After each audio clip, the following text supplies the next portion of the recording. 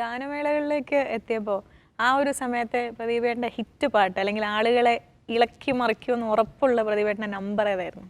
ഞാനൊരു ഗാനമേള ട്രൂപ്പിൽ മലയാളം പാട്ടുകാരനായിരുന്നു ആദ്യം. അപ്പോൾ അന്ന് ദാസാറിൻ്റെ പാട്ടൊക്കെ അല്ലേ കൂടുതൽ ഇറങ്ങുന്നത്. ജയചന്ദ്ര സാറിൻ്റെ പാട്ടുകളൊക്കെ ഉണ്ട് എങ്കിൽ പോലും ദാസാറിൻ്റെ പാട്ടുകളാണ് ഗാനമേളയ്ക്ക് ആളുകൾ കൂടുതലും പാടും. ഇപ്പോഴും ആളുകൾ കൂടുതലും ഗാനമേളകൾക്ക് പാടുന്നത് ദാസാറിൻ്റെ പാട്ടുകൾ.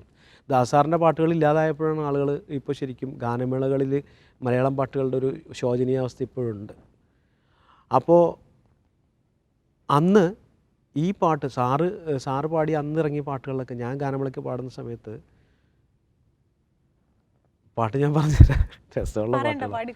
സുഖം ഒരു ഗ്രീഷ്മമിറങ്ങിയ ഭൂമിൽ തരരാര ഇങ്ങനെ പോകുന്ന ഒരു പാട്ടായിരുന്നു. അതുപോലെ ശുഭരാത്രി നിങ്ങൾക്കു നേരുന്നു, ഇത്തരം പാട്ടുകളാണ് ഞാൻ പാടിക്കൊണ്ടിരുന്നത്. അപ്പോൾ ഇത് പ്രത്യേകിച്ച് പറയാൻ കാരണം എന്ന് വെച്ചാൽ ഈ ഗാനമേള ട്രൂപ്പിൽ തമിഴ് പാടുന്ന ആളുടെ അന്നത്തെ പാട്ടുകളൊക്കെ എന്ന് പറഞ്ഞാൽ ഏതാണ്ട് ഇതുപോലത്തെ പാട്ടുകളാണ്. അതായത് വസന്തം പാടി വര വൈകൈ ഓടി വര ഇളമൈ കൂടി വര ഇനിമൈ തേടി വര ആരാധനൈ ചെയ്യട്ടുമാ, വസന്തം പാടി വര ഇളമൈ ഓടി വര ഇനിമൈ തേടി വര തരര ആരാധനൈ ചെയ്യട്ടുമാ. SPB സാറിൻ്റെ പാട്ട്. ഇത് വെച്ചിട്ടാണ് പാതിരാത്രി 12 മണിക്കൊക്കെ ഈ സുഖം ഒരു ഗ്രീഷ്മം. അപ്പം മിക്കവാറും ആളുകളൊക്കെ ഉറങ്ങിയിട്ടുണ്ടാവും.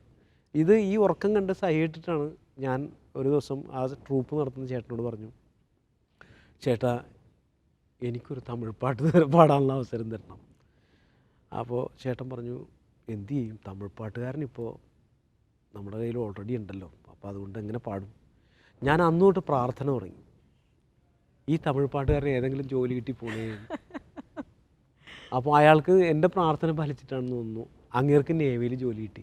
പ്രാർത്ഥിക്കുന്ന ഫലിക്കും ഇപ്പോൾ. അതെ, ഫലിച്ചു. അതോടെ ഞാൻ അവിടുത്തെ തമിഴ് പാട്ടുകാരനായി. ഞാൻ ആദ്യമായിട്ട് പാടിയ തമിഴ് സ്റ്റേജിൽ പാടിയ തമിഴ് പാട്ട് പനി വീഴും മലർവനം ഉൻ പാർവൈ ഒരു വരം, പനി വീഴും മലർവനം ഉൻ പാർവൈ ഒരു വരം, ഇനി വരും മുനി വരും തടുമാറും കനിമരം, ഏഹേ ഇനി വരും മുനി വരും തടുമാറും കനിമരം, പനി വീഴും മലർവനം ഉൻ പാർവൈ ഒരു വരം, പനി വീഴും മലർവനം ഉൻ പാർവൈ ഒരു വരം. ഒരുപാട് പാരഡി പാട്ടുകൾ പാടിയിട്ടുണ്ടെന്ന് അറിയാമെങ്കിലും അതിൽ ഏറ്റവും ജനപ്രിയമായത് അല്ലെങ്കിൽ ഏറ്റവും ഹിറ്റായി എന്ന് പ്രദീപേട്ടന് തന്നെ തോന്നുന്ന ഒരു പാട്ടിൻ്റെ കുറച്ച് പേര്. അതായത് ഓണത്തിനിടക്ക് പുട്ടുകച്ചവടം എന്ന് പറഞ്ഞൊരു കാസറ്റ് ഉണ്ടായിരുന്നു. അദ്ദേഹം അതിൻ്റെ ഒരു പ്രൊഡ്യൂസർ സൈമൺ ജെ നവോദയ എന്ന് പറഞ്ഞൊരാളായിരുന്നു. അദ്ദേഹം ഇറക്കിയ മിക്കവാറും കാസറ്റുകൾ ഓണത്തിനിടക്ക് പുട്ടുകച്ചവടത്തിൻ്റെ 8ാം ഭാഗമാണെന്ന് തോന്നുന്നു, സൂപ്പർ ഹിറ്റായിരുന്നു. അതിനകത്തൊരു പാട്ട് കേട്ടിട്ട് നമ്മുടെ പവനൻ സാറ് വിളിച്ചിട്ട് അഭിനന്ദിച്ചിട്ടുണ്ട്. ആ പാട്ട് വളരെ നന്നായിരിക്കുന്നു എന്ന് പറഞ്ഞിട്ട് ആ പാട്ട് ഞാൻ പാടാം. 10ന്റെ നോട്ടിലും 100ന്റെ നോട്ടിലും ഗാന്ധിജി ചിരിക്കുന്നു, ആ കരുണാമയനാം രാഷ്ട്രപിതാവ് പലതും സഹിക്കുന്നു. 10ന്റെ നോട്ടിലും 100ന്റെ നോട്ടിലും ഗാന്ധിജി ചിരിക്കുന്നു, ആ കരുണാമയനാം രാഷ്ട്രപിതാവ് പലതും സഹിക്കുന്നു. ഒക്ടോബർ 2 ഭാരതമാകെ അവധി കൊടുക്കുന്നു, അന്ന് വിദ്യാർത്ഥികളോ കഥയറിയാതെ പുല്ലുപറിക്കുന്നു, ടീച്ചേഴ്സ് കണ്ടു ചിരിക്കുന്നു. 10ന്റെ അങ്ങനെ പാരഡി എന്ന് പറയുമ്പോൾ അതിൽ വളരെ ലൈറ്റ് ആണെന്ന് പൊതുവെ ആളുകൾക്ക് തോന്നിയെങ്കിലും സത്യത്തിൽ വലിയ വലിയ കാര്യങ്ങളാണ് അതിലൂടെ. കുറേ നല്ല നല്ല കാര്യങ്ങൾ ഞങ്ങൾ പാരഡിയിൽ പറയാൻ ശ്രമിച്ചിട്ടുണ്ട്.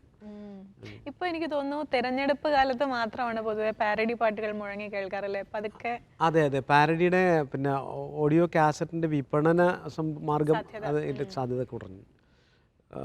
ഇതിപ്പോൾ ഈ പറഞ്ഞ പോലെ ഇലക്ഷനൊക്കെ ആകുമ്പോഴാണ് മിക്കവാറും പല നേതാക്കന്മാരും ഒക്കെ രഹസ്യമായിട്ട് വിളിച്ച് പറയാറുണ്ട്, പ്രദീപേ നമ്മുടെ ഒരു വർക്കുണ്ട്, അപ്പോൾ അതുകൊണ്ട് നീ പാടണം. ചേട്ടാ ഞാനിപ്പോൾ പാരഡി പാടാറില്ല, ആരും അറിയില്ല, നീ പാടിക്കുമോ, കുഴപ്പമില്ല നമുക്കല്ലേ എന്നൊക്കെ പറഞ്ഞ് പാടിക്കും. പിന്നെ ഈ പാരഡി പാട്ടുകളിൽ നിന്ന് എങ്ങനെയാണ് ട്രാക്കിലേക്കുള്ള ഒരു ചുവടുവയ്പ്പ്? അലക്സിയേട്ടനാണ് എൻ്റെ ലൈഫിലെ വലിയ ഒരു വഴിത്തിരിവായത്. അലക്സ് പോൾ, അദ്ദേഹത്തിൻ്റെ ചതിക്കാത്ത ചന്തു എന്ന സിനിമ മുതൽ അദ്ദേഹത്തിൻ്റെ കൂടെ ഒരു ട്രാക്ക് സിംഗർ ആവാനുള്ള ഒരു ഭാഗ്യമുണ്ടായി. അതെങ്ങനെയാണ് ഉണ്ടാവണമെന്ന് വെച്ചാൽ, ഞാൻ ഈ മിമിക് ചെയ്ത് പാടുന്നതുകൊണ്ട് അതിനകത്ത് മറ്റേ ഒരു പാട്ട്, ഒരു മിമിക് ചെയ്ത് പാടുന്നൊരു പാട്ടിനെ പറ്റി, അവർ സിറ്റുവേഷനെ പറ്റി ചിന്തിച്ചപ്പോൾ അങ്ങനെ ഒരു ട്രാക്ക് പാടാൻ പറ്റുന്നൊരു പാട്ടുകാരനെ പറ്റി ആലോചിച്ചപ്പോഴാണ് എൻ്റെ പേര് എറണാകുളത്തുള്ള ഗിറ്റാർ വായിക്കുന്ന ഗിഫ്റ്റി ചേട്ടനുണ്ട്, മ്യൂസിക്കൊക്കെ ചെയ്യുന്ന ഗിഫ്റ്റി ചേട്ടൻ. ആ ചേട്ടനാണ് പറഞ്ഞത് ഇങ്ങനെ പ്രദീപ് എന്ന് പറഞ്ഞ ഒരാളുണ്ടെന്ന് പറഞ്ഞിട്ട് അലക്സിയേട്ടനെ എന്നെ പരിചയപ്പെടുത്തുന്നത്. അലക്സിയേട്ടൻ വിളിച്ചു, ഞാൻ ചെന്നു. അവിടെ ചെന്ന് അവിടുത്തെ അനുഭവങ്ങൾ, പിന്നെ ലാലേട്ടൻ്റെ ഒക്കെ കൂടെയുള്ള ഒരു അനുഭവം, അത് ശരിക്കും പറഞ്ഞാൽ അവരുടെ ഒരു ഫാമിലിയൊക്കെ വളരെ നല്ല ഫാമിലിയും എല്ലാവരും ആക്സെപ്റ്റ് ചെയ്യുന്നൊരു മനസ്സുള്ള ആളുകളുമാണ്. അപ്പോൾ അതുകൊണ്ട് തീർച്ചയായിട്ടും അവിടെ ചെന്ന് നിൽക്കാൻ സാധിച്ചു. അദ്ദേഹത്തിൻ്റെ മൂന്നാമത്തെ സിനിമയിൽ, തൊമ്മനും മക്കളും എന്ന സിനിമയിൽ എനിക്ക് 2 വരി പാടാൻ സാധിച്ചു. ആ 2 വരി തുടങ്ങിയത്, ആ തുടക്കം നന്നായി, ദൈവാധീനം ഉണ്ടായിരുന്നു ആ തുടക്കത്തിന്, അതുകൊണ്ടായിരിക്കാം ഇവിടെ പാട്ടിലെ ആ 2 വരി. തീർച്ചയായിട്ടും. പുണ്യവാനിസഹാക്കിനുണ്ടായി 2 മക്കൾ, ഒന്നാമൻ ഏസാവും രണ്ടാമൻ യാക്കോബും. പുണ്യവാനിസഹാക്കിനുണ്ടായി 2 മക്കൾ, ഒന്നാമൻ ഏസാവും രണ്ടാമൻ യാക്കോബും. കേട്ടപ്പോൾ ഓർമ്മ വന്നൊരു തമാശ പറഞ്ഞോട്ടെ. ഒരു പള്ളിയിലച്ഛൻ പറഞ്ഞതാണ്, ബൈബിൾ പുതിയ തലമുറയിലെ കുട്ടികൾ അത്ര പഠിക്കുന്നില്ല എന്നുള്ളതിൻ്റെ ഉദാഹരണമായിട്ട് അദ്ദേഹം പറഞ്ഞതാണ്. ഒരു കുട്ടിയോട് ബൈബിൾ ക്ലാസ്സിൽ വെച്ച് അച്ഛൻ ചോദിച്ചു, യാക്കൂബിൻ്റെ അച്ഛൻ്റെ പേരെന്താണ്? പയ്യൻ വളരെ സ്മാർട്ടായിട്ട് ഇസഹാക്ക് എന്ന് പറഞ്ഞു.